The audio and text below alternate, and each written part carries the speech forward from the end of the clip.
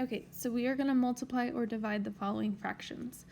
So whenever we multiply fractions, you multiply straight across. So we have 2/3 times 1/4. So 2 times 1 is 2. 3 times 4 is 12.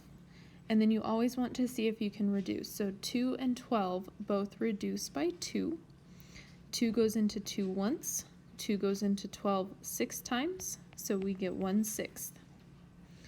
To divide fractions, it's the same as multiplying by the reciprocal. So we keep the first fraction the same, we multiply, and then we flip the second fraction. So this will turn into, so 1 times 4 is 4. 2x times 1 is 2x. See if you can reduce.